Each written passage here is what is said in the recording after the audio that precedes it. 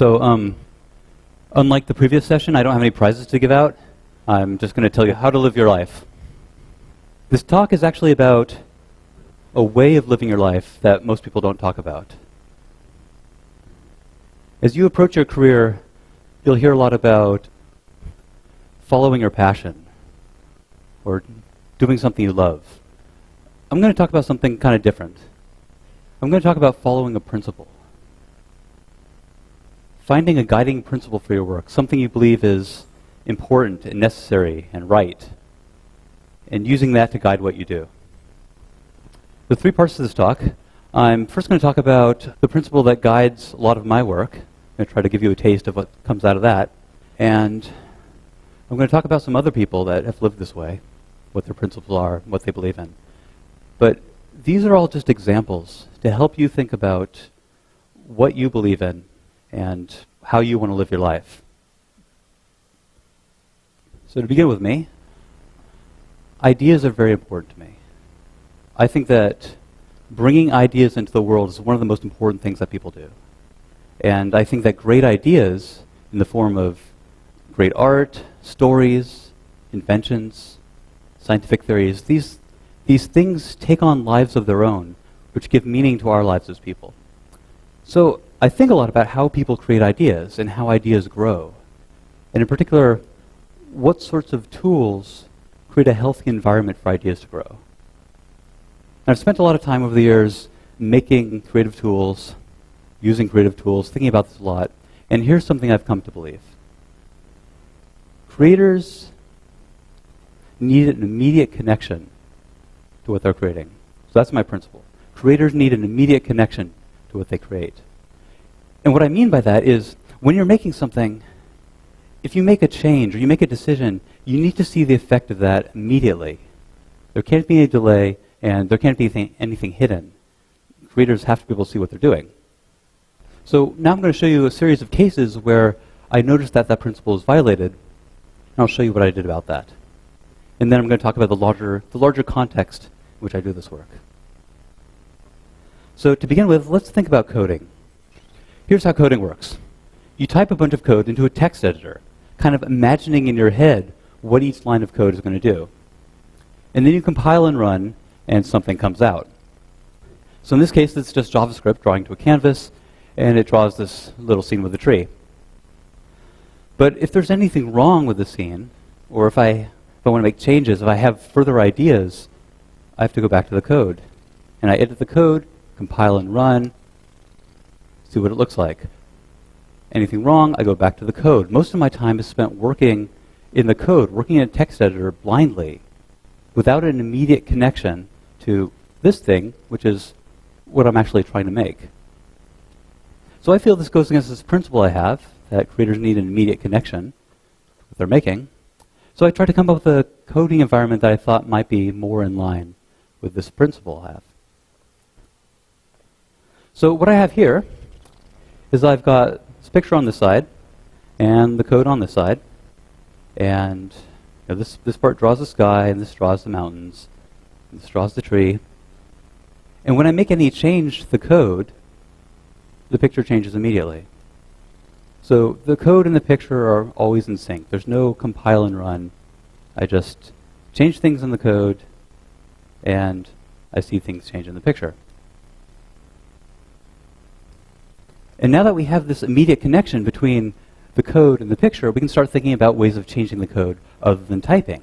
So for example, this number here is the length of the branches. If I want to control that number, I just point my mouse to it, hold down the control key, and I can dial it up and down.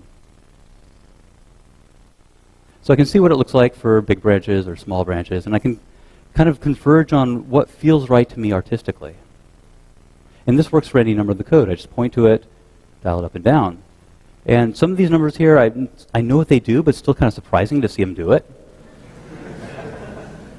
And other ones are just completely surprising.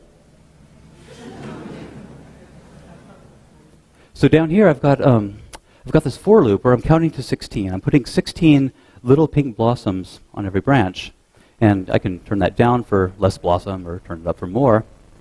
But look at what I'm doing here. I'm just kind of moving that number up and down around 20 or so. And it has this really interesting shimmering effect. It kind of looks like the wind is blowing through the tree. And the first time I saw this, I immediately started thinking about how I could use this effect for an animation. How would I ever have discovered that if I had to compile and run between every change? So much of art, so much of creation is discovery, and you can't discover anything if you can't see what you're doing. So I've shown you adjusting the code.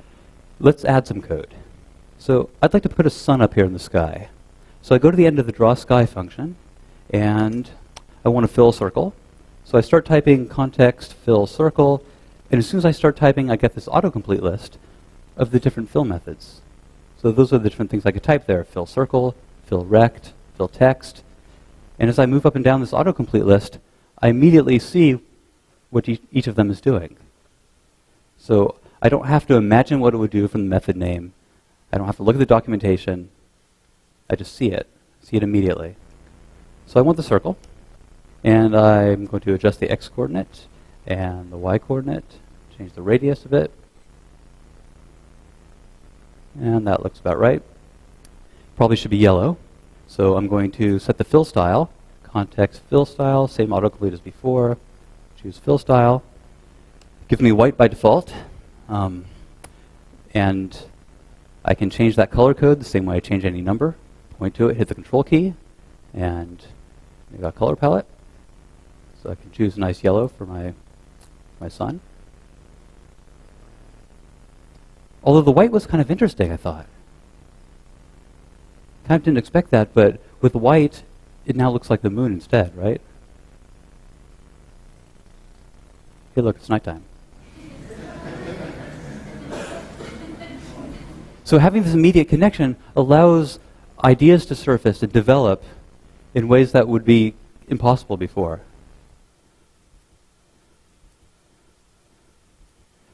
But there's still a problem here, I think, which is I've got this picture and I've got this code over here, and I have to maintain the mapping between the two in my head.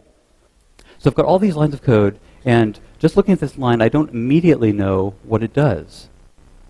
So here's what I can do.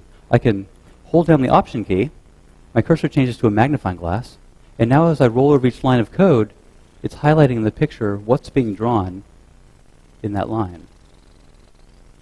So if I want to know what's going on in this function, I just kind of roll down the function and see what highlights. So here I've got two calls to draw a mountain. I don't know which is which. Well, that's that mountain, and that's that mountain. And this has to work the other way, too, that if I see part of the picture, I need to know what code was responsible for drawing it. So I do the same thing. I hold down the Option key, and now as I move over each pixel of the picture, you'll see on the right, it's jumping to the line of code that drew that pixel.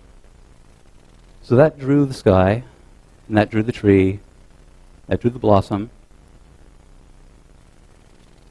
So this is really important for maintaining that mapping, but it's also really useful just for navigating around.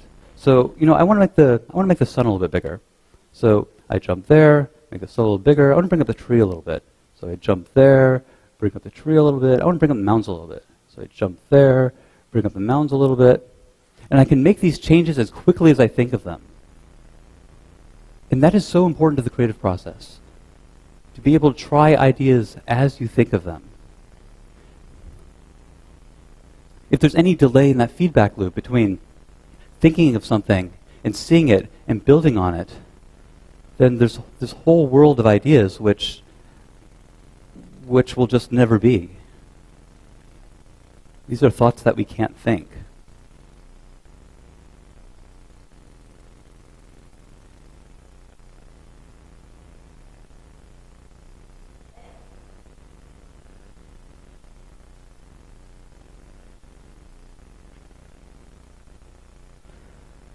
Ideas are very important to me.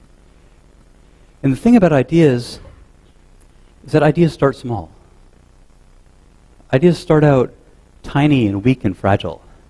In order to develop and mature, ideas need an environment where the creator can nurture them, and kind of take care of them, feed them, and shape their growth. And to me, that's what this principle of immediate connection is all about.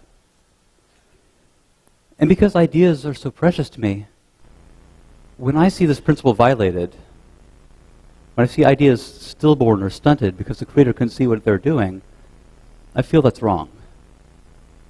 And not wrong in the sense of violating some UI guideline or going against some best practice, but wrong in a deeper sense than that. And I'll come back to this, but I want to show you another example of following this principle. So in this code here, there's no state. There's no persistent state, so there's no time, there's no interactivity. And I was thinking about how would we handle those aspects of coding in a way that's in line with this principle I have. Creators need an immediate connection. So what I have here is a little platform game. So here's my little guy. He can run around, he can jump, he can die. And the code for him is over here. So this code makes him run around, this makes him jump, this makes him collide with things. And down here, I've got some code for this little turtle. And the turtle's not doing much right now because I haven't finished writing his code, so I'm just going to do that right now. Say on each tick, his x position plus equals his direction times the time interval, 1/60th of a second, times some speed, which, I don't know, could be fast, could be slow. If it's negative, he walks backwards. And these are all ideas I can use for other enemies, but I think turtles are supposed to be slow, so that's a good speed for a turtle. And then up here, I've got some code that says when my guy collides with the turtle, he gets some y velocity, so he bounces into the air, and the turtle gets stomped. So that looks like that. And the turtle gets up after a bit. The problem is, I don't want the player to be able to get up here yet.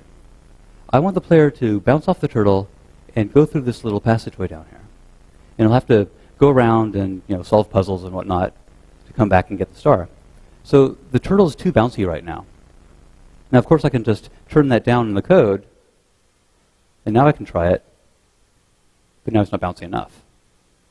And so while it's nice that I can kind of adjust the code while it's running, instead of having to stop and recompile and find my place again, I can't immediately see what I need to see, which is whether or not he can make that jump. So here's what I'm going to do. I'm going to bounce off the turtle and pause the game. So I pause the game, and now there's this slider up here, which lets me rewind through time.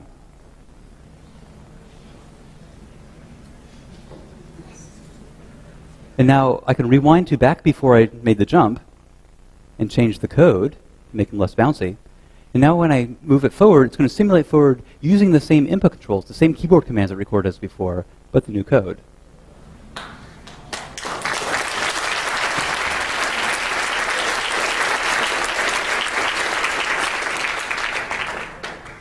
This is not good enough. I need to be able to see changes immediately. I need to be able to see immediately whether or not my bounciness is correct. None of this stuff. And if you have a process in time and you want to see changes immediately, you have to map time to space. So here's what I'm going to do. I'm going to bounce off my turtle, pause the game, and now hit this button here, which shows my guy's trail. So now I can see where he's been. And when I rewind, this trail in front of him is where he's going to be. This is his future. And when I change the code, I change his future. So I can find exactly the value I need so that when I hit play, he slips right in there.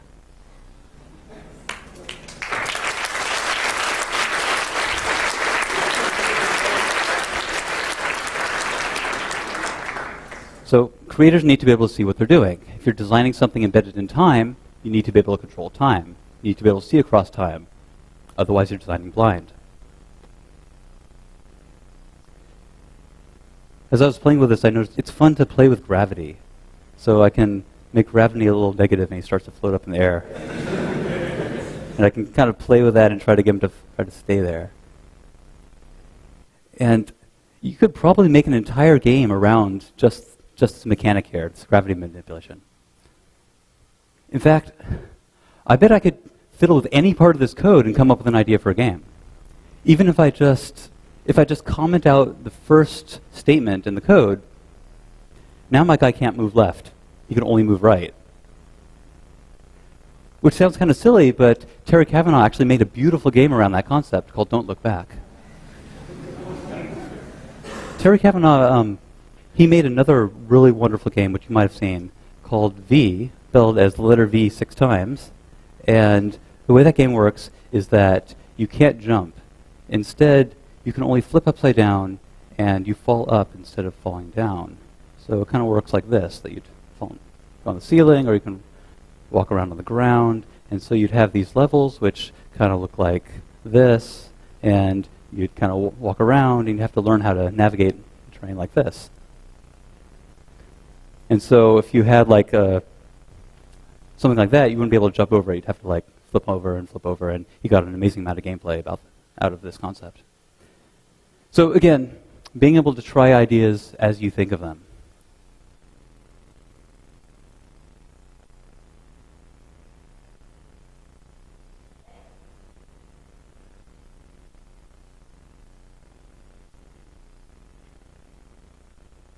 This example and the last one with the tree, these are both very visual programs. We're able to see our changes just by seeing how the picture changes. So I was thinking about how we could do more abstract coding that's more in line with this principle. How can we write a generic algorithm in such a way that we can see what we're doing? So as an example, let's take a look at binary search. Super quick refresher on how binary search works. You have an array of values that are in order, and you have a key, which is the value that you're trying to locate within the array. And you keep track of two variables, which are the lower and upper bounds of where you think that value could possibly be. Right now, it could be anywhere. And you look right in the middle of that range. What you find is too small, then the key has to be after that. You look in the middle of the range. What you find is too big, the key has to be before that, and you kind of keep subdividing your range until you narrow in on the value you're looking for. And in code, binary search looks like this. And from my perspective, you can't see anything here. You can't see anything. I see the word array, but I don't actually see an array. And so in order to write code like this, you have to imagine an array in your head. And you essentially have to play computer. You have to simulate in your head what each line of code would do on a computer. And to a large extent, the people that we consider to be skilled software engineers are just those people that are really good at playing computer. But if we're writing our code on a computer, why are we simulating what a computer would do in our head? Why doesn't the computer just do it and show us? So, let's write binary search. Function. Binary search takes a key and an array. And then over here on this side, it's saying, okay, it takes a key and an array, such as what? Give me an example. We need something to work with here. So, for instance, my array might be A, B, C, D, E, F. And let's say, for instance, we're looking for the D. So now let's start coding. The lower bound starts out at 0. Over here it says low equals 0, nothing amazing there. Upper bound starts out at the end of the array, so high equals array length minus 1. And over here it says high equals 5. So I have my abstract formula in the code. Over here it's giving me the concrete value corresponding to these example arguments. So I don't have to maintain this picture in my head. It's just showing it to me. So now I need the index in the middle of the array. So I'm going to take the average of those two. Mid equals low plus high over 2. And, well, that's obviously not right. 2.5 is not a valid array index. So I guess I need to round this off. So I'm going to add the floor function, and it rounded down to 2. And I caught that bug literally the second I typed it, instead of writing the entire function in 20 unit tests. So now I get the value out of the array. And then I need to subdivide my range, so there's an if statement, which I'll just paste in here. So in this case, the value I found is less than the key, so it's taking this first branch of the if statement. It's adjusting the lower bound. Of course, if the key was smaller, then it would take this branch of the if statement and adjust the upper bound. Or if the key was C, then we would have just happened to find it on the first shot, and we'd return the index. So this is the first iteration of this algorithm. And now what we need to do is loop. We've subdivided the array. We need to keep subdividing until we narrow in on what we're looking for. So we need to loop. I will just loop while 1 do all this. And now what we have are 3 columns corresponding to 3 iterations of this loop. So this first column here is exactly what you saw before. Low and high span the entire array. We found a C. It was too low, so we adjust our lower bound. Loop up to here. Second iteration, bounds are tighter. We found an E. Adjust the upper bound. Third iteration, loop up to here. Low and high are the same. We've narrowed it down to a single candidate, is indeed the key we're looking for, and we return its index. So there's nothing hidden here. You see exactly what the algorithm is doing at every point. And I can go up to here and try different keys, so I can see how the algorithm behaves for these different input arguments. And by looking across this data, I can develop an intuition for how this algorithm works. So I'm trying different keys here, and say I try looking for a G. And this looks a little different. It's not actually returning. And the reason for this is I'm looking for a key which is not actually in the array. And the only way of breaking out of this loop is by finding the key. So it's kind of stuck here looping forever. So we can take a look at this and see what went wrong. Where's this algorithm going off the rails? These first few iterations look fine, but this iteration looks weird because low is greater than high, where our range is completely collapsed. So if we get to this point, then we know the key can't be found. So I see this faulty condition here. I say, oh, that's not right. Low has to be less than or equal to high. Okay, well, I'll just put that over as the condition of my while statement. Low less than or equal to high. And then that would break out of the loop, and I would return some sentinel to say that could be found. So here we have 3 iterations of the loop. Couldn't be found. We return the non-found value. So that's what it might be like to write an algorithm without a blindfold on.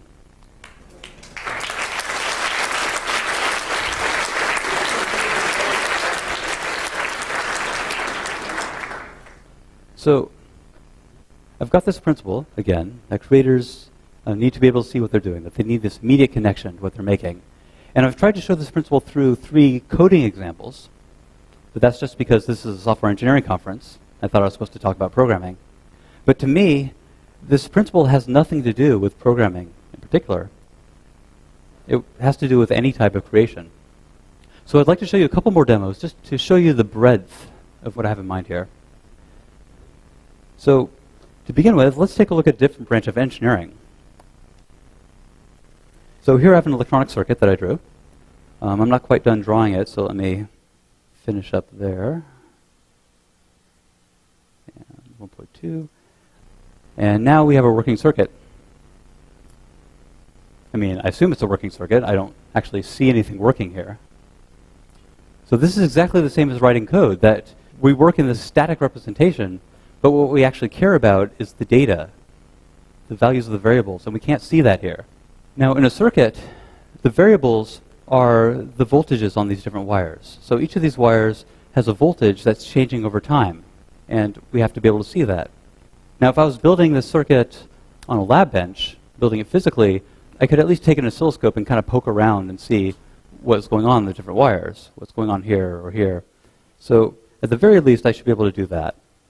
So what I have here is a plot of the voltage on this wire over time. We can see it's high, it's low, high, and low. So this is clearly oscillating.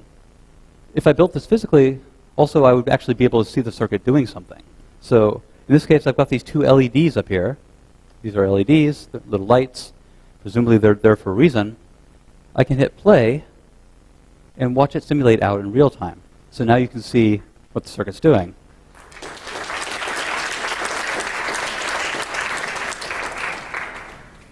In order to design a circuit like this, you have to understand the voltage on every wire.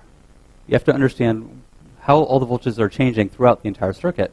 And just like coding, either environment shows that to you or you simulate it in your head. And I have better things to do with my head than simulate what electrons are doing. So what I'm going to do, I'm going to spread these out a little bit. So same circuit, just spread out a little bit. And I'm going to add the voltage at every node. So now you can see every voltage throughout the circuit. And I can even hit play and watch it all kind of simulate out in real time.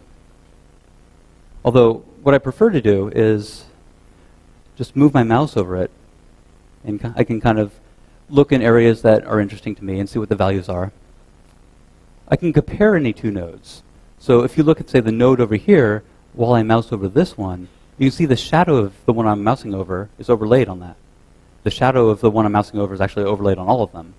And so I can compare any two nodes just by mousing over one of them and looking at the other one.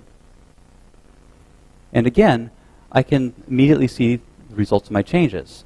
So I've got the 70K resistor here. I want to change its value. I just click and drag it. And now I see the waveforms changing immediately. And you'll notice that when I click and drag, it leaves behind the shadow of the waveform before I started dragging, so I can compare. I can immediately see the results of my changes. Two golden rules of information design. Show the data, show comparisons. That's all I'm doing here. But even this isn't quite good enough. What we're seeing here are the voltages, but in electronics there's actually two data types. There's voltage and there's current. And what we're not seeing is the current flowing through each of these components. And in order to design a circuit, you need to understand both the voltage and the current. You need to understand the interplay between the two. That's what analog design is. So what I'm going to do is spread these out a little bit more, and now I'm going to replace each of these components with a plot of the current going through it over time. So each of these blue boxes represents a component, and you can see which component it is because it has a little badge in the corner, a little icon. But now you can see everything that's going on in the circuit. You can see how the current changes. You can see how the voltage and the current changes. There's nothing hidden. There's nothing to simulate in your head. So what we have here is a different way of representing a circuit. Just in general, you could draw any circuit with these blocks, but instead of being made out of little squiggly symbols, it's made out of data. And I think it's important to ask, why do we have these squiggly symbols in the first place? Why do they exist? They exist because they're easy to draw with pencil on paper. This is not paper. So when you have a new medium, you have to rethink these things. You have to think, how can this new medium allow us a more immediate connection to what we're making? How can this new medium allow us to work in such a way we can see what we're doing? And it's really the same situation with programming. Our current conception of what a computer program is, a list of textual definitions that you hand to a compiler, that's derived straight from Fortran and Algol in the late 50s. Those languages were designed for punch cards. So you would type your program onto a stack of cards and hand it to the computer operator, it's the guy in the bottom picture, and you would come back later. So there was no such thing as interactivity back then. And that assumption is baked into our current notions of what programming is. C was designed for teletypes. So that's Ken Thompson and Dennis Ritchie up there. Ritchie made C. And there are no video displays in this picture. Ritchie is basically typing on a fancy typewriter that types back to him. And anytime you use a console or terminal window, you're emulating a teletype. And even today, people still think of a REPL or an interactive top level as being interactive programming, because that's the best that you could do on a teletype. So I have one more demo I want to show, because I want to emphasize that this principle, immediate connection, is not even about engineering. It's about any type of creation. So I want to move to a different field entirely. So let's think about animation. So I've got this painting here with the tree and leaf on it, and I want to make a little video with the leaf kind of drifting down the tree. And the normal way of doing this in a conventional animation package like Flash is through keyframes. So you basically say where you want the leaf to be at different points in time, and then you hit play and see what it looks like. So I'm going to say, okay, at frame 20, I'm going to create a keyframe, and the leaf should be there. And at frame 40, create a keyframe, and the leaf should be there. And I am just totally guessing here. I cannot see the motion. I cannot feel the timing. I'm just throwing things in time and space. And so I've got this leaf at different points in time. I'm going to add a tween, which tells Flash to connect the dots. And then I'm going to hit play and see what it looks like. And it looks ridiculous. It looks like billiard balls bouncing back and forth.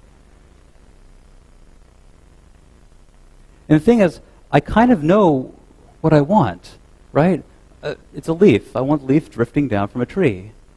And I can even kind of perform that, see, with my hand, leaf drifting down from a tree. But Flash doesn't know how to listen to my hand. But maybe there's a new medium that does know something about listening to my hand. So what I'm going to show you here is a little app I made for performing animation.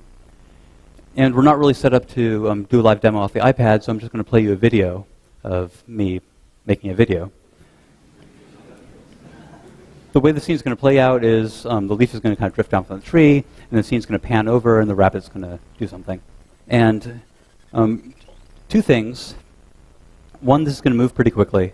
And second, I'm going to be using both hands at almost all times. So I've got these different layers, the background, the midground, the foreground. I'm choosing which layer to move using my left thumb. I'm going to move my leaf to its position, move my bunny off stage, and start time rolling. And now I'm going to perform the leaf drifting down from the tree. Run it back, check out how that looked. The motion looks pretty good, but the leaf kind of needs to rock back and forth. So I'm going to pull out a rotation controller, run it back, find where the leaf is about to break off, and record the rotation. And I added a little flip there just because it felt right in the moment. It wasn't even planned. Stop, because I want to pan over, so I want to drag a whole bunch of layers at once. I grab all the layers into a list. I turn down the sensitivity of the background layers so they'll move slower for a kind of parallax effect. I only want to move horizontally, so I pull out a horizontal dragger and check out how it looks. I don't quite like the parallax, so I adjust the sensitivities a little bit. Try it out again. I like that better. So I get ready to go. I run it back to the beginning so I can kind of get back into the rhythm of the piece. The leaf hits, I wait a beat, and I start panning. And I don't know how many frames I waited. I don't know how long it was. I went when it felt right. So I pan over to this winter scene and kind of slow down and stop. And then I run it back because I want to do something for my bunny. Throw away those tools because I'm done with them. And wait until I think my bunny should move. And he hops away. And then I've got a few different poses for my bunny, so I pull those out. And then I find the point where the bunny's about to take off the ground, which is right there. I switch his pose, and I kind of toggle between the poses as he hops away. And then I run it back because I want to check out how it looked, and I'm just going to bring that up full screen for you. This is the piece.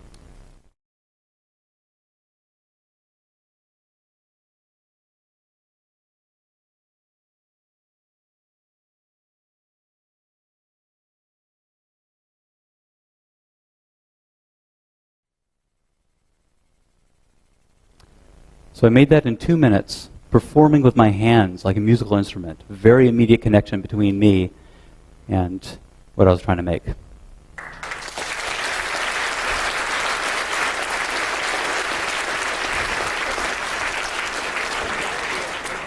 One of the inspirations for this tool was an animation that I tried to make several years ago. Not that one, but it also began with a leaf drifting down from a tree. And I spent all day in Flash trying to keyframe that leaf. Couldn't do it. And so that was the end of that. You know, I still have my storyboards. Sometimes I play the music I wrote for the piece, but the piece itself is locked in my head. And so I always think about the millions of pieces that are locked in millions of heads.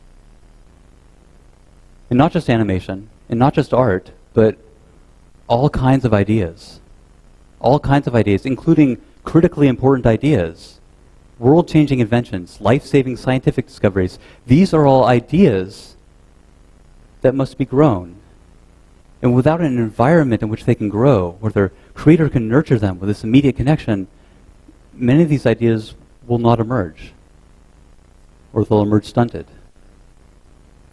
So I have this principle that creators need an immediate connection. And all of those demos that I just showed you simply came from me looking around, noticing places where that principle was violated, and then trying to fix that. That's really all I did. I just followed this guiding principle, and it guided me to what I had to do. But I haven't said much about the most important part of the story, which is why. Why I have this principle, why I do this. When I see a violation of this principle, I don't think of that as an opportunity. When I see creators constrained by their tools, and their ideas compromised, I don't say, oh good, an opportunity to make a product, or an opportunity to start a business, or an opportunity to do research or contribute to a field. I'm not excited by finding a problem to solve. I'm not in this for the joy of making things. Ideas are very precious to me. And when I see ideas dying, it hurts. I see a tragedy. To me, it feels like a moral wrong. It feels like an injustice. And if I think there's anything I can do about it, I feel it's my responsibility to do so. Not opportunity, but responsibility. Now, this is just my thing. I'm not asking you to believe in this the way that I do. My point here is that these words that I'm using, injustice, responsibility, moral wrong, these aren't the words we normally hear in a technical field. We do hear these words in association with social causes. So things like censorship, gender discrimination, environmental destruction, we all recognize these things as moral wrongs. Most of us wouldn't witness a civil rights violation and think, oh good, an opportunity. I hope not. Instead, we've been very fortunate to have had people throughout history who recognized these social wrongs and saw it as their responsibility to address them. And so there's this activist lifestyle where a person dedicates themselves to fighting for a cause that they believe in. And the purpose of this talk is to tell you that this activist lifestyle is not just for social activism. As a technologist, you can recognize a wrong in the world. You can have a vision for what a better world could be. And you can dedicate yourself to fighting for a principle. Social activists typically fight by organizing, but you can fight by inventing. So now I'd like to tell you about a few other people who have lived this way, starting with Larry Tesler. Larry has done a lot of wonderful things in his life, but the work I'm going to tell you about he did in the mid-70s at Xerox PARC. And at the time, there really wasn't a such thing as personal computers. The notion of personal computing was very young, and Larry and his colleagues at PARC felt that it had transformative potential, that personal computing could change how people thought and lived. And I think all of us in this room would agree that they turned out to be right about that. But at the time, software interfaces were designed around modes. So in a text editor, for instance, you couldn't just type and have words appear on the screen like on a typewriter. You would be in command mode. If you wanted to insert text, you'd have to press I to go into insert mode and escape back out to command mode. Or maybe you hit A to go into append mode. Or if you wanted to move text around, you'd hit M to go into move mode, and then you'd have to select, and you'd be in a mode to select and move things around. And Larry would watch people using the computer. Larry actually pioneered the concept of software user studies, another thing that he did. But he would watch people using the software, and he found that many people, even after training and weeks of use, many people were not becoming comfortable with the computer. And he believed that it was these modes that were to blame, that the complexity of modes was a kind of barrier that many people couldn't cross. And so this kind of represented a threat to this dream of what personal computing could be. So Larry made it his personal mission to eliminate modes from software. And he formed a principle. No person should be trapped in a mode. His slogan that he would go around saying was, "Don't mode me in," and he had it printed on his t-shirt. And this principle informed everything that he did. He thought about it with all the work that he did, and eventually he came up with a text editor called Gypsy, which essentially introduced text editing as we know it today. There was an insertion point, and when you typed, words appeared on the screen. To select text, he invented modeless selection with click and drag. So you just click and drag over the text you want to select, like using a highlighter. One of the first uses of drag. To move text around, he invented these commands that he called cut, copy, paste. Where you select and cut, later on you paste in whenever you're ready. You're never trapped in a mode, you're never switching between modes. When you hit the W key on the keyboard, you get a W on the screen, always. And he would watch people using his software, and he found that someone who had never seen a computer before, which was most people back then, could be up and running in like half hour. So this was clearly a transformative change in enabling people to connect with computers. And his ideas about modelessness spread to the rest of the desktop interface, which was then being invented at PARC at the same time. And today they're so ingrained in the computing experience that we kind of take them for granted. Now, I said that Larry made elimination of modes his personal mission. That's actually his words, and if you think he's exaggerating, here's Larry's license plate for the last 30 years. Nowadays, of course, Larry has a website at nomodes.com, and he's on Twitter. It's No Modes. And so, like I said, Larry has done a lot of amazing work in his career, but his self-identity is clearly associated with this cause. And so I'd like to ask, what exactly did Larry do? Like, how would we best describe what Larry did? A typical biography might say, Larry Tesler invented cut, copy, paste, which is true, but I think that's really misleading because this invention was very different than, say, Thomas Edison inventing the phonograph. Edison basically just stumbled over the technology for audio recording, and he built it out as a novelty. And yeah, he came up with like a list of possible applications for this technology, but he didn't have any cultural intent. Whereas what Larry did was entirely a reaction to a particular cultural context. So another thing that you might hear is that Larry Tesler solved the problem of modeless text manipulation. Solved the problem. And obviously that's true. He worked on this problem for a long time, eventually solved it, but I think that's really misleading too, because this problem that he solved only existed in his own head. Nobody else saw this as a problem. For everybody else, modes were just how computers worked. There wasn't anything wrong with them any more than we think there's something wrong with having two arms. It just kind of was a fact of life. So the first thing that Larry did was that he recognized a wrong that had been unacknowledged in the culture. And the thing is, that's how many great social changes began as well. So 150 years ago, Elizabeth Cady Stanton had to stand up and say, women should vote. And everybody else said, like, that's crazy, what are you talking about? Today, we recognize gender discrimination as a wrong. Back then, it was part of society. It was invisible. She had to recognize it, and she had to fight it. And to me, that's a much closer model to what Larry did than the Thomas Edison model of inventing a bunch of random technology so he could patent it. Now, to be clear, I'm not making any judgments about the relative importance or impact of these two people. I'm just talking about their motivations and their approach. Both of them recognized a cultural wrong. They envisioned a world without that wrong, and they dedicated themselves to fighting for a principle. She fought by organizing, he fought by inventing. And many other seminal figures in computing had similar motivations. So certainly Doug Engelbart. Doug Engelbart basically invented interactive computing, the concept of putting information on a screen, navigating through it, looking at information in different ways, pointing to things and manipulating them. He came up with all this at a time when real-time interaction with a computer was just almost unheard of.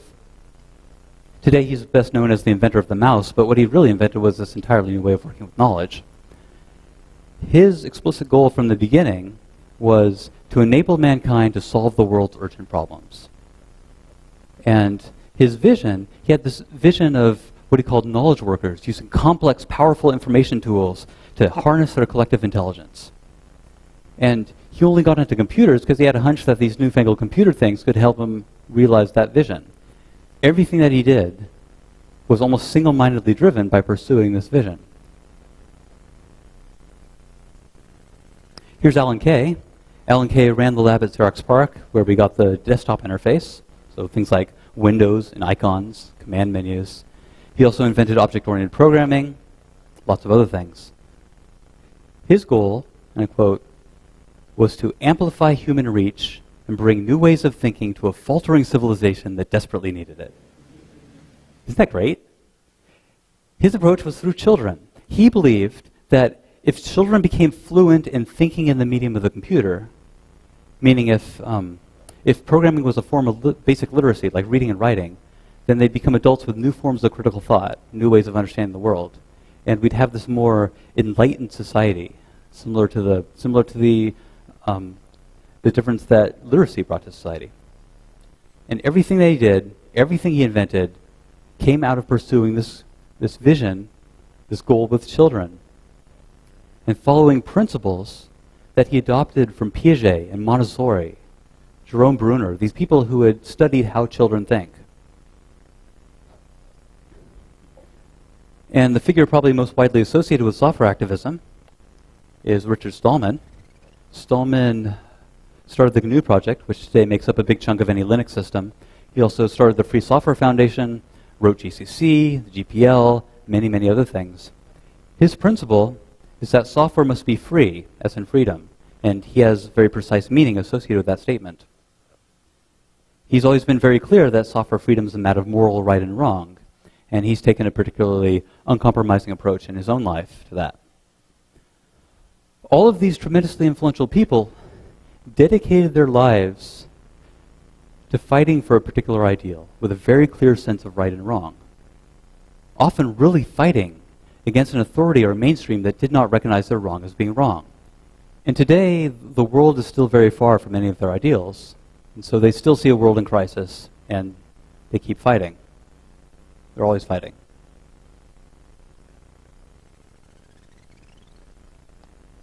Now, I'm not saying that you have to live this way. I'm not saying that you should live this way. What I'm saying is that you can. That this lifestyle is an option that's available to you. And it's not one that you're going to hear about much. Your career counselor is not going to come back to you and say, you should start a personal crusade. In a social field, they might, but not in technology. Instead, the world will try to make you define yourself by a skill. That's why you have a major in college. That's why you have a job title. You are a software engineer. And you'll probably specialize to be a database engineer or a front-end engineer. And you'll be given front ends and asked to engineer them. And that can be worthwhile and valuable. And if you want to spend your life pursuing excellence and practicing a skill, you can do that. That is the path of the craftsman. That is the most common path. The only other path you'll really hear about much is the path of the problem solver.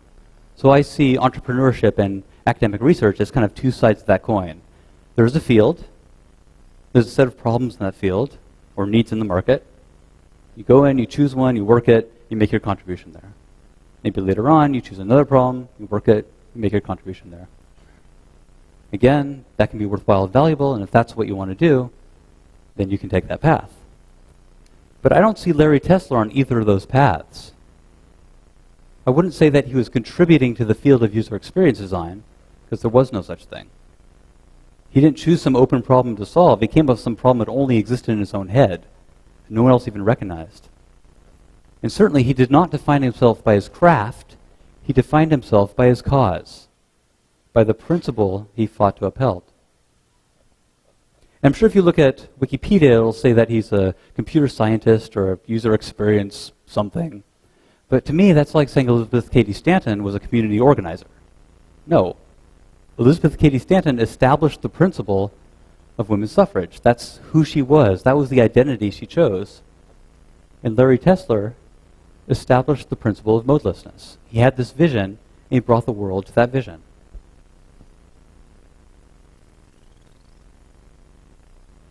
So you can choose this life.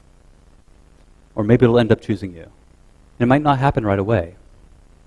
It can take time to find a principle, because finding a principle is essentially a form of self-discovery, that you're trying to figure out what your life is supposed to be about, what you want to stand for as a person.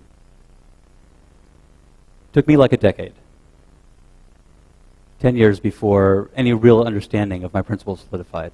That was my 20s.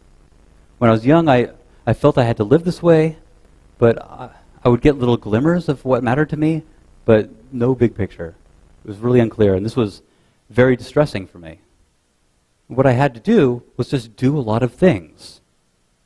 Make many things, make many types of things, study many things, experience many, many things, and use all these experiences as ways of analyzing myself. Taking all these experiences and saying, does this resonate with me? Does this repel me? Do I not care?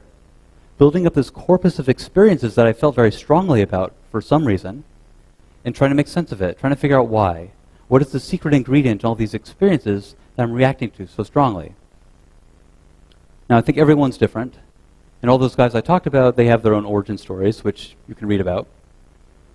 I will just say that confining yourself to practicing a single skill can make it difficult to get that broad range of experience, which seems to be so valuable for this sort of work. And finally, if you choose to follow a principle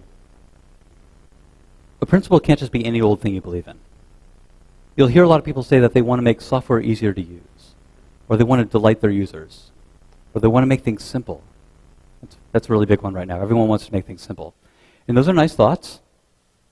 They maybe give you a direction to go in, but they're too vague to be directly actionable. Larry Tesler liked simplicity, but his principle was the specific nugget of insight. No person should be trapped in a mode. And that is a powerful principle because it gave him a new way of seeing the world. It divided the world to right and wrong in a fairly objective way. So he could look at somebody selecting text and ask, is this person in a mode? Yes or no? If yes, he had to do something about that. And likewise, I believe that creators need powerful tools. It's a nice thought. That doesn't really get me anywhere. My principle is that creators need this immediate connection.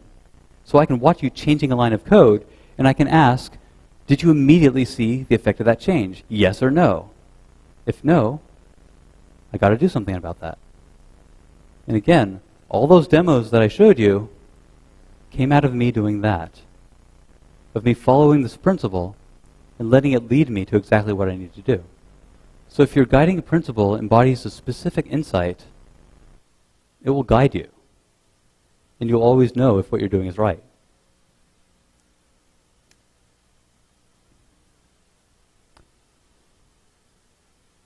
There are many ways to live your life. That's maybe the most important thing you can realize in your life, is that every aspect of your life is a choice. But there are default choices. You can choose to sleepwalk through your life and accept the path that's been laid out for you. You can choose to accept the world as it is. But you don't have to.